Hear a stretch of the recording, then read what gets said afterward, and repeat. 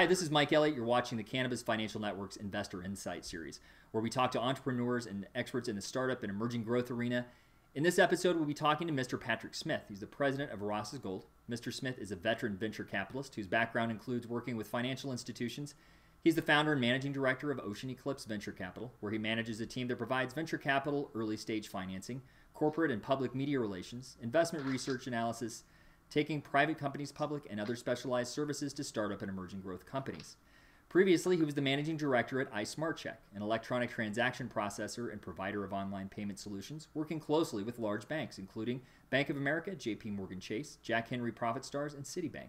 Mr. Smyth has raised over $70 million over the past few years for a variety of projects and continues to work closely with investment banking firms in New York, London, and Zurich. Good afternoon, Patrick. Thanks for joining us. Good afternoon, Mike. Thank you for having me here. I want to talk about one of your latest projects, Ross's Gold. But first, I want to provide viewers with some context for this space. 2013 has been a big year for the medical marijuana industry in general. So could you tell us what you think have been the biggest developments so far this year? Well, I think the big thing is when you turn on the TV now, you turn on CNN, you're seeing something about medical marijuana. You're seeing marijuana, the business everywhere. Our business is located in Canada, but Canada and the U.S. are the same. We're seeing a real opening up of people's perspective on medical marijuana, on the use of marijuana, and really some of the associated things of that. In Canada, they've just changed the laws, making it so that there's a commercialization of medical marijuana, taking it away from the home grow-ops. As well, up here, we've seen a real paradigm shift in politics. Justin Trudeau, who is the leader of the opposition in Canada, to give an example to our American friends, he would be the leader of the Democratic Party. He came out recently and said he smoked marijuana while being in office. It was mind-blowing, and the results the next day were even more mind-blowing in the fact his support countrywide went up. In the U.S., wow, we've seen some developments. Obviously, Colorado and Washington. The Sanjay Gupta's article in CNN was a game changer. We really started to see a lot of traction, a lot more interest in the industry. Chris Christie coming out and supporting it. There's a guy in the GOP who you think of, being a little more right wing. It's been an incredible year, really, for the industry and just getting exposure. Next, could you give us some background on Ross's Gold and kind of a breakdown of its current business model? Sure. Ross's Gold and my partner and founder, Ross Rebliati, is a licensing branding company. For those readers or viewers who don't know who Ross Rebliati is, please Google him. He won the gold medal for snowboarding in the 1998 Nagano Olympics. And 2 days, or right after that, he had his medal stripped because they found THC in his body. The medal was returned to him 2 days later because they determined he didn't smoke it. He was in an area where there was THC. And 2 days after that, he showed up on Jay Leno. Since then, he's developed a celebrity status both here in Canada and Europe, and to a lesser extent in the U.S. He currently commentates for CBC. He did in the last Olympics. Whenever there's something that goes on with marijuana and athletes, Ross is the guy they call. When Michael Phelps was caught, with a picture of the bong, they called Ross.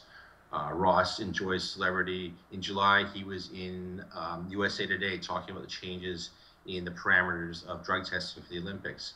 And recently, October this issue, he's the cover of High Times. So he's a real celebrity.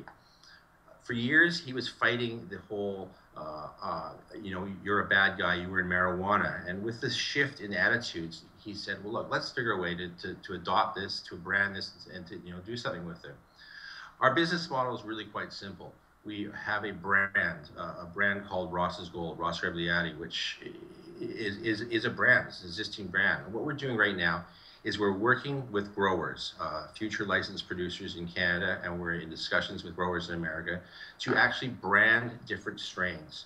Think of Tylenol 3, Tylenol Extra Strength, branding the Ross's Gold products and developing, marketing, and selling those strains.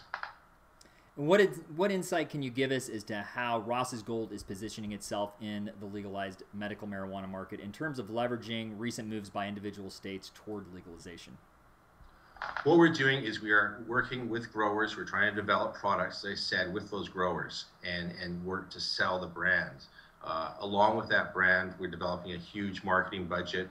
We have started filming the first episodes of a reality TV show, which we hope gets picked up. And so we're trying to work with them just to develop these things, market them, and sell them using our existing brand. And in your opinion, what is the outlook for this industry over the next few years in terms of other states' willingness to follow the lead of California and Washington, and the federal government's willingness to reclassify and thereby legalize marijuana? I think you just have to look at two things. One, people are changing their attitudes about marijuana and medical marijuana. I think of my mom, and she contacted me when she found out I was getting into this, and I was a little worried. Mom, it's just medical marijuana. She said, look, I've been looking at this stuff, and she's a real conservative. She said, does it help Alzheimer's? I'm really worried about some of my friends. So you see that shift, and a lot of people have seen the benefits of marijuana as a medical product. The states, they need to tax. They need to increase the tax revenues. We've had a terrible few years, as we all know, and this is definitely a way for the states to tax.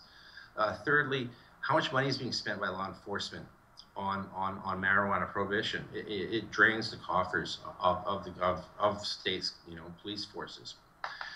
Federally, it's an interesting one. Will the federal government back off with states legalizing? I think they will. They backed off recently on Colorado and Washington. You could look and say if the states legalize and tax, they've got a real 10th Amendment Commerce Clause argument for fighting the states on this, fighting the federal government.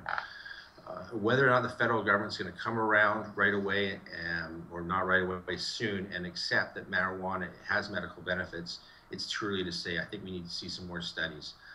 Overall, though, I believe we will see some legalization throughout the states, as well as in Canada. I'm sure that if Mr. Trudeau gets into government, which does look like he will, he stated he wants to legalize, tax, and regulate marijuana. Patrick, that's all the questions I had for today. Is there anything else you'd like to add before we close? Yeah, one of the things that we're looking at as well is trying to understand is we believe there's going to be some genuine interest from big pharma, tobacco, companies like Monsanto. And that's going to be something that could be a game changer as well, because if those big organizations, big multinationals get into the game, there's going to be a real effort to lobby and legalize and tax this product. Thank you very much. Patrick, thanks for taking the time. Thanks for joining us. Excellent. Thank you. You've been watching the Cannabis Financial Network's Investor Insight series with veteran venture capitalist Patrick Smyth, president of Ross's Gold. To find out more about Ross's Gold, please visit their website at www.rebegliatigold.com. Thank you.